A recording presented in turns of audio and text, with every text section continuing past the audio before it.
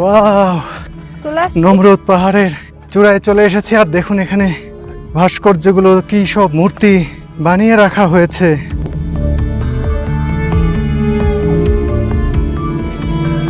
এই মূর্তিগুলো সত্যিই বিস্ময়কর।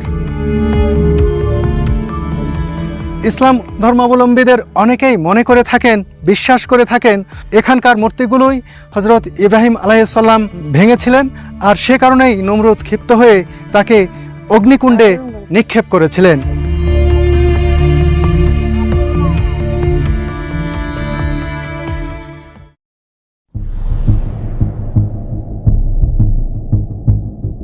দুনিয়ার প্রথম স্বৈর শাসক বলা হয় নমরুদকে, আর সেই নমরুদের নামেই পাহাড় মাউন্ট নমরুদ। এটি এই তুরস্কের আদিয়ামান এলাকায় অবস্থিত।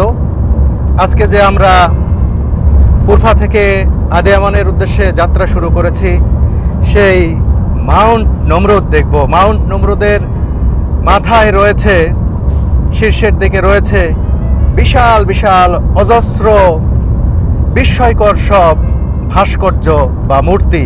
আর একটি কথা বলে রাখি, এটি নিয়ে কিন্তু বিভিন্ন ধরনের মত রয়েছে। কেউ বলেন না এটি নমরুদের কিছু নেই, বা এই মূর্তিগুলোই যে সেই মূর্তিগুলো যেগুলো হজরত ইব্রাহিম আলাইহিসসালাম ভেঙেছিলেন, এগুলো সেগুলো নয়, এগুলো তারও অনেক পরের।